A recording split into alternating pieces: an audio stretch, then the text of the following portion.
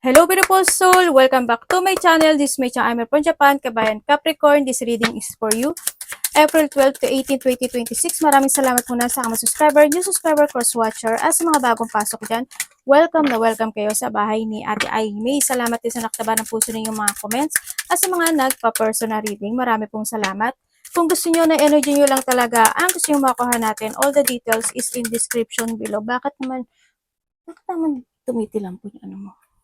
General reading tayo, kunin mo lang ang sayo at itapon ang hindi naman talaga sayo. Maaring vice versa, energy mo, energy ng person mo, energy ng malapit sa puso mo, nangyayari, or mangyayari pala.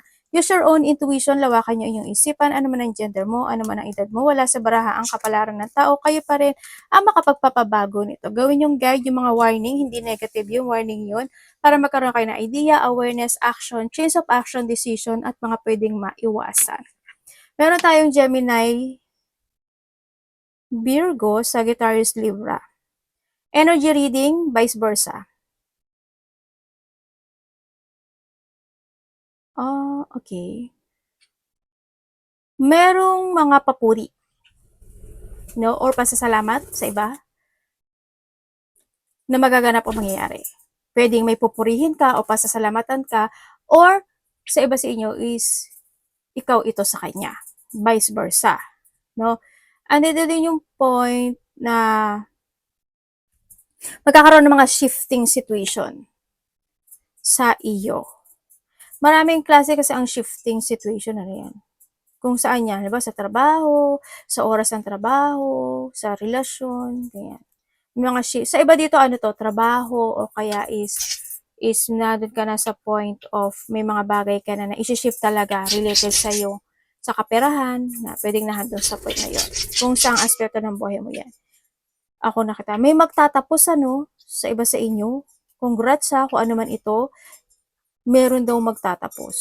Halimbawa, tapos ka na magbayad ng utang, tapos ka na ng magpaaral, tapos ka na ng ganito, tapos ka na ng ganyan, tapos ka na ng ganyan. Basta may pagtatapos, may magtatapos. At may magsisimulang muli. Yun ang sabi dito. Or may mga sisimulan ka na. Pwede na doon sa point na yon. May mga sitwasyon daw na mahahatak ka pa ng nakaraan. No, hindi yung point na yon. Aray ko anak, may mga kasiyahan. Ako nakikita sa iyo dito. Actually, may money eh. Hindi ko alam in what way yung money. Pwedeng may money parating sa iba. Ganun, may money. Ako nakita. Hindi ko alam kung may darating. Sa iba is darating to. Sa iba, may pagbibigyan ka ng money. Pwedeng na doon sa point. Kasi minsan vice versa siya. Yun na nakikita ko dito Or may mga pag-uusapan talaga kayo. Alam mo, may gain of wealth ka. Magkakaroon ka daw ng gain of wealth, may abundance din na parating, kaya pala may ganun. And then, iba dito is, ibig sabihin may mga problema na matatapos no? So, nakita ko dito. Actually, hindi naman siya problema. Kasi wala ako nakitang problema. Hindi siya problema. Pwedeng yung mga situation na naging matagal, pagtatapos na talaga yun. May mga biglang magaganap o may mga new beginning happen into your life. Makaka-receive ka daw ng communication or news sa isang babae. Sa iba dito, news to. O may sasabihin siya sa'yo, or kung ano man yung communication sa isang babae. Magkakaroon ka ng questioning, quarrel, kung ano mang connection mo sa babae na to. Yun ang nakikita ko sa'yo dito. And then also is, meron ka na daw sisimulan na isang bagay, isang sitwasyon sa buhay mo na pagtutuunan mo talaga siya ng enerhiya. Pwedeng sa trabaho, pwedeng sa relasyon, pwedeng sa bagong simula ng buhay mo, ganyan. Nandun ka na kasi sa simula ng yugto ng iyong buhay. Yung iba sa inyo nandun ka kasi hindi yung shifting, di ba? Yun ang nakikita ko sa iba sa inyo. Tingnan natin energy mo. Yung iba sa inyo may outgoing, pwedeng may mga delay situation. Pwedeng halimbawa, may pupuntahan ka, ipagpapaliba mo na naman, a Monday na lang, at Tuesday na lang, Wednesday, next month na lang. Pwedeng nandun sa point na yun, Yun. Iba sa inyo, you are in a networking. Pwedeng nandun yun po, you are YouTube, TikTok, Reels, Facebook, kung ano man mga networking situation or social media that you have. Or iba sa inyo, is nandun din yung pag-uusapan. Pwede kasi related ka sa trabaho mo na marami talagang tao, o kaya is nandun yung point na in a public ka talaga na na situation or trabaho, ganyan, ginagalawan mo, pwedeng nandun sa point na yun.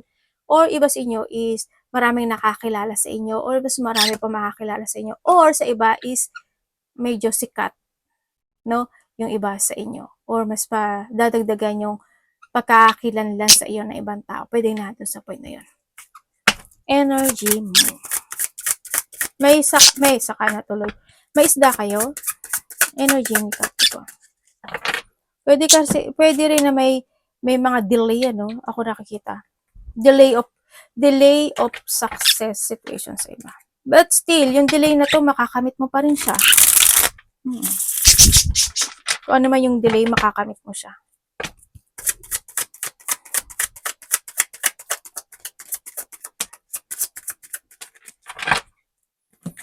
Okay. Alien. Sabay ka rin. Okay, pagdating sa yung energy, ang nakikita ko sa yung energy, may mga pain daw ako na nakikita sa iyo. Hindi ko alam in what way yung pain. Pwede may mga, you feeling burden, you feeling weak, o kaya naman is may mga, kung ano mga pain yan. Pwede nagkakaroon ka ng disappointment, o kaya meron ka ng matagal na iniinda, pwedeng nandun sa point na yun. Yun ang nakikita ko dito. May mga sitwasyon daw na makakaramdam ka na pagka-boring sa iba sa inyo. Sa iba naman sa inyo is you're feeling stuck. Hindi ko alam why. Or may handun yung point na nagkakaroon ng minsan okay, hindi. Or parang on and off situation when it comes to your energy. Hindi ko alam in what way. Sana wala talaga kayong sakit. Iba dito kasi may pain eh. Kaya may mga pain daw kayo na mararamdaman. Medyo low kasi yung energy. Pwede may mga ubo, sipon, lagnat, masakit ang throat, or kung ano man yung mga pain na nararamdaman nyo, no? O kung ano yung mga sitwasyon na nakapagpapaburden sa iyo na nagiging mabagal yung improvement, pwedeng nahandun yung point. O kaya may mga bagay ka na iniisip na you want to improve pero hindi ka makapag-desisyon kasi you still waiting. Pwedeng nahandun sa point or may naghihintay ka pa talaga ng sign. Yan. Iba sa inyo is nagkakaroon daw kayo ng mga self-questioning in life. Parang nahandun din yung energy of manifesting something. Siguro manifesting of improvement, manifesting ng ganito, ng ganyan, pwedeng ano man yan. Parating kay Capricorn.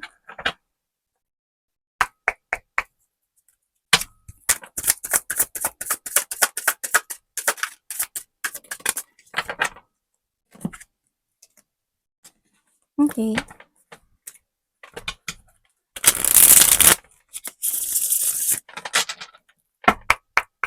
Ano po to, universe?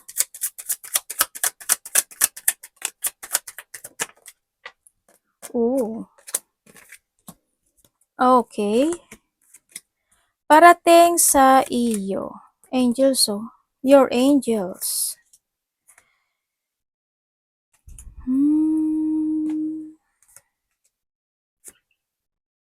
Ay, magkakaroon ng pagbabago sa buhay mo. Okay, parating sa iyo, meron kasi wini-work it out o meron kang ginagawa na action or meron kang pinagpupursigahan o may pinagpursigahan ka na sitwasyon. At yung sinasabi ko, di ba, na kung ano man yung delay or ano man yung nawala or hindi naging good, mangyayari siya. May receiving ako nakikita. Kumbaga, handun yung point ko, ano daw yung wini-workout mo is mangyayari siya. Ibig sabihin, makakamit mo siya. O, diba? Hindi talaga marunong mag-explain si ate. Yun ang nakikita ko dito. Doors of victory and success happen to your life or you were receiving something. Andito rin yung good news. Ako na nakikita sa'yo. May mga good news situation. Or maybe you were receiving a good news. Or ikaw ang bibigay ng good news. No? Yun. Or pwedeng may mga bagay o sitwasyon na may mga ikasisiya ka. Kasi, 'di ba tayo kasi pag nagiging masaya tayo, halimbawa may kapatid ka, may anak ka, or karelasyon ka, pag masaya sila, nagiging masaya tayo, 'di ba? Pwedeng sa iba ganun yun eh, no? Yun ang nakikita ko sa'yo dito. Parating din sa iyo is may dalawang babae. May dalawang babae ka bang kapatid? Or isang lalaki? Isang lalaki, dalawang babae. Ako nakikita. Hindi ko alam kung sino sila sa buhay mo. Ako nakita dito Iba dito may 3 pa eh. 3, 6? Parang nandun sa point na yun, no? Sana hindi naman kayo ganun karami. Pero ba dito may 2 babae? Meron ako nakikita na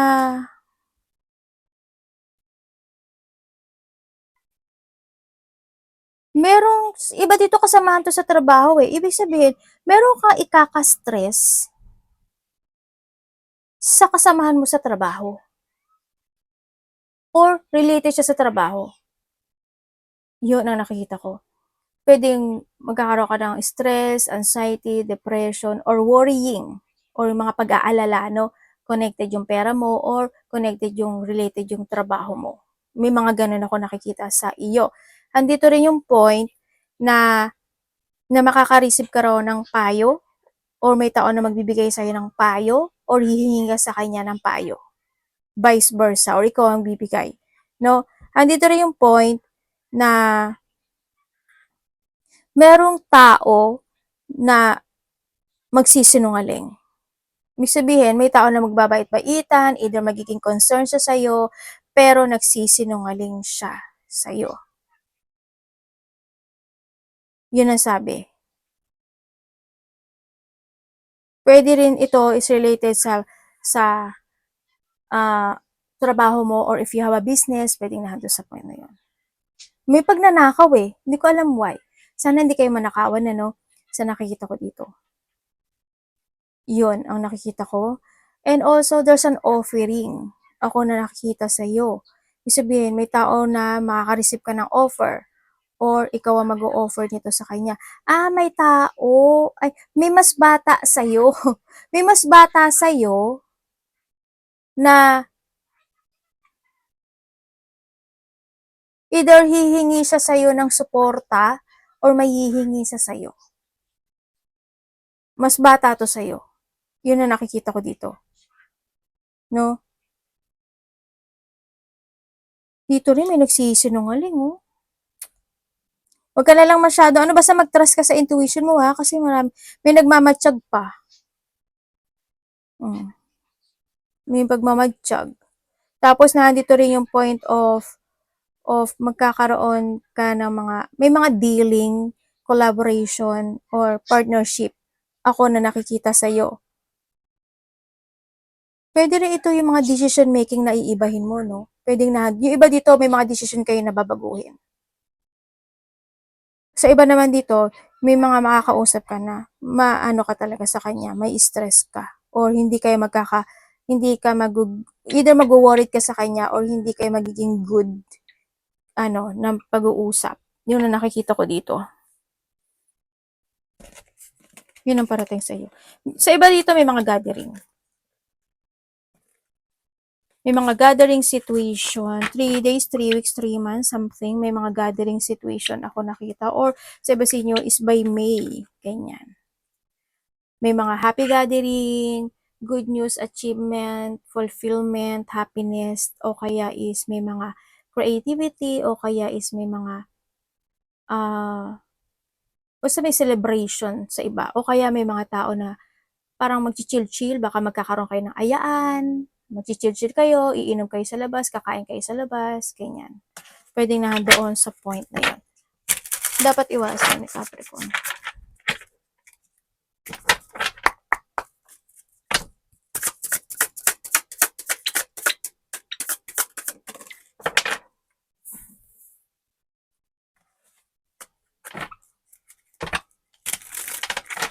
Bakit anak?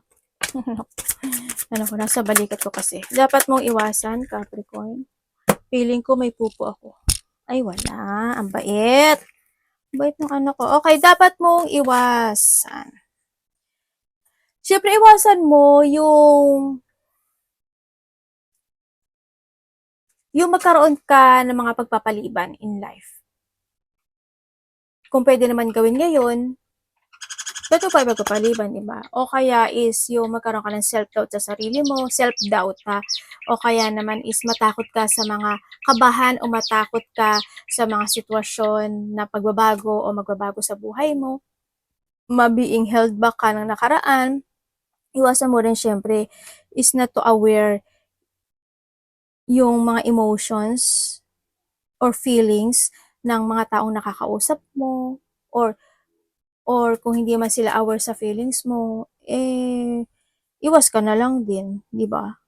'Yun ang nakikita ko. Pero nasa iyo 'to, sa iyong pagha-handle. Iwasan mo siyempre yung ma-out of balance ka, ma-imbalance ka, yung mga tao na puwede kang gamitin or manggamit ka ng tao, vice versa, yung mga taong hindi magiging equal sa'yo, ganyan, hindi magiging same pages, iwas ka na lang din. Sa nakita ko dito, yung mga tao na hindi sila marunong makinig pagdating sa mga sinasabi mo, iwas ka na lang din, 'di ba? Hindi mo naman sila responsibility para sabihan sila ng mga advice or opinion mo, 'di ba? Kumbaga iwasan mo na lang sila, tsaka yung mga galit, yung mga galit o puot, alis ka na lang, iwasan mo na lang din yun, or kung may mga gano'ng sitwasyon na puwede kang mapasok, iwas ka na lang, may nakita akong pupuan. And then siyempre yung mga taong hindi mapagkakatiwalaan, nasaan na yun?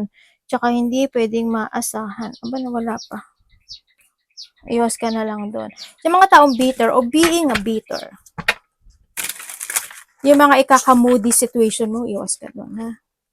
Love, kapatid, anak, magulang, karelasyon, kaibigan, mga ikaka-prostrate mo, alis ka dun. Tula ni Capricorn.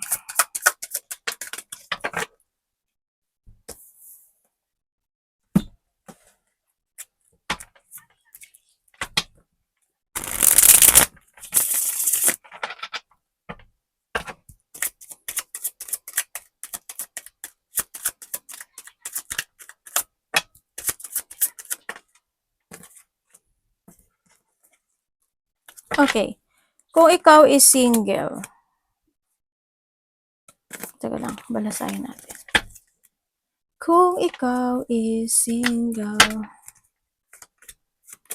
Okay, kung single ka, sabi kasi dito is, kailangan mo daw pag-isipan. In a divine timing, ibibigay niya kasi yung tamang tao para sa buhay mo. Yan ang sabi dito, Pero ang sinasabi niya rin kasi dito is, kailangan mo daw magkaroon ng pagbabago pagdating sa connection, pagdating sa love. Hindi ko alam, ano bang ginagawa mo pagdating sa love? Bakit sinasabi ni universe na may mga bagay ka na kailangan mo ng mga bagong plano, mga bagong strategy, o mga bagong pananaw pagdating sa love connection. Ano? Yun ang sinasabi dito. Tsaka pag-isipan mo daw maigi. In advance. Kumbaga, wag ka magiging impulsive, wag kang pabigla-bigla, ganyan. Kumbaga, may mga bagay ka na kailangan mo na talagang i-let go, iwasan, o baguhin in some aspect of your life pagdating sa love. Yun.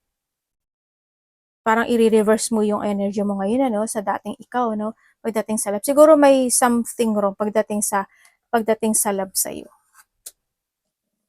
Sa mga ano yan, single ha.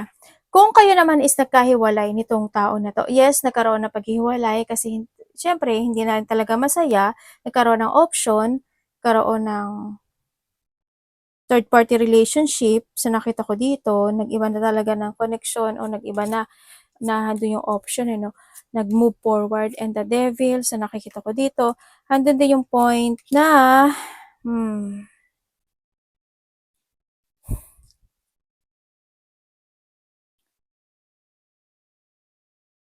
alam mo gusto niya mag-apology sa'yo pero hindi totoo. Yun ang sabi niya. Kung sinasabi niya na nakapag-let go na siya sa'yo or ikaw nakapag-let go ka na, hindi ko nakikita eh. Parang stagnant kasi yung energy dito sa situation. Pero handun yung apology pero hindi ko nakikitang totoo yung apology niya. Yun, sa mga nagkahiwalay stagnant pa rin yung isa sa inyo. Kung kayo naman is may third party relationship, na magkarelasyon kayo pero may third party relationship, ang sabi dito is, it's your decision to make. Daw dito. Kumbaga, ang dami mo na, kasi you need to open your eyes din, ano, sinasabi dito, to decide. Kung sa tingin mo, na this relationship is makakagood sa'yo, why not? Or kung hindi naman din talaga, na ano, na mag-focus ka na lang sa sarili mo kung hindi mo siya kayang i-let go. Yun ang nakikita ko sa iba sa inyo. Kasi dito sa ano, there's an obsession eh, no? Ako nakikita dito eh. Pero kung sasabihin mo sa akin na good energy, hindi. Hindi to good energy. Kasi dito sa relationship, sabi niya, kung gusto mo ako, sundin mo ako. You need to follow my instruction, follow me, magtiis ka dyan, magtimpi ka dyan. Yun ang sabi niya ha. Or ikaw ito. Yun ang nakita ko. Kaya sinasabi ng universe, you need to decide. Sa iba naman sa inyo, kung wala kayong third party relationship, may mga time daw na magkakaroon kayo ng hindi same pages situation. Yan. Sana hindi kayo mag-away. Siguro may mga pag-uusapan lang kayo na pwede magkakaroon kayo ng mga, pwedeng ikaw or siya sa'yo na magkakaroon ng mga disappointment, pwedeng nandun sa point, o kaya may mga papag-uusapan na may konting paglihis o pag-iwas, pwedeng sa iba ganon. Sa iba dito is disappointment lang to. O kaya is may mga masasabi siya sa'yo or masasabi ka sa kanya na makakaramdam ang isa sa inyo ng lungkot. Vice versa. Kuhanin mo lang yung isa sa'yo doon na yun ang nakikita ko dito. Isa sa inyo ang daming iniisip, hindi ko alam why. Nagkakaroon ng blockage. Hindi ko alam kung if this connection is may blockage or pwedeng may mga obstacle or may ano no, ingat kayo no kasi nakikita ko dito may tukso. Sana isayo or sa kanya or pwede rin na when it comes in this connection is may tao or kapamilya or basta connected sa'yo na talagang ayaw ng connection na ito. Pwedeng nandun sa point na yun. Or a part of this connection is merong toxic na tao. Pwedeng nandun sa point na yun. Dalawa, tatlo, pwedeng nandun. Yun ang nakikita ko dito ah. Pero iba dito aware kayo. Yun ang sabi.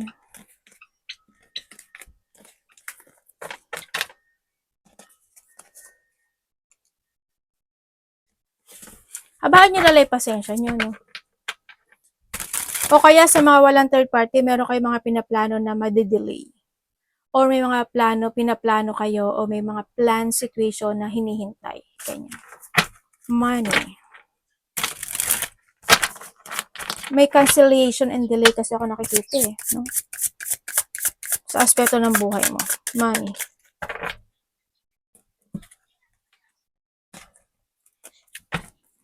Devil again? Dalawa? Sabi ko sa'yo eh. Dalawa na yung devil mo.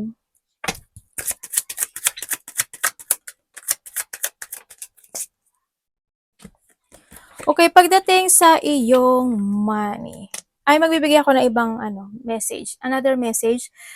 Meron dito na bahay, hindi ko alam kung masisira ba yung bahay mo, sira ba yung bahay mo, or may papagawa ka ba, o kailangan mo na talagang pagawa. Yun ang nakikita ko.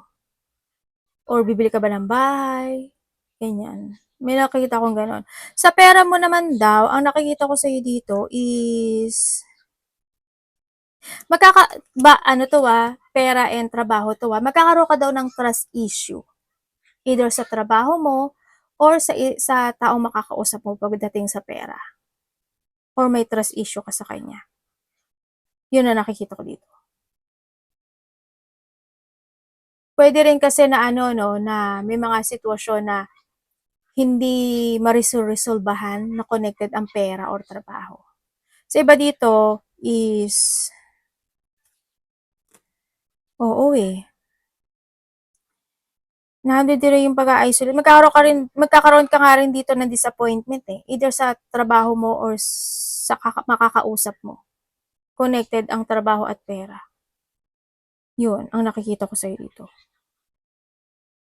Sana hindi hindi kayo mawala ng pera. Iba dito magkakaroon kayo ng pag-aaway related to may mga kasamahan, kapatid, or mga connection na hindi magkakasundo sa pera eh. Iba dito territorial to, no? Ganyan. Yun ang nakikita ko kasi bakit may devil? Ay, oo nga, sabi ko sa iyo. Iba dito ano ito, trabaho connected. Baka niloloko kayo ng trabaho niyo. As in. Yun, ingat na lang kayo 'no. Hmm. Arigatou namaste, God bless.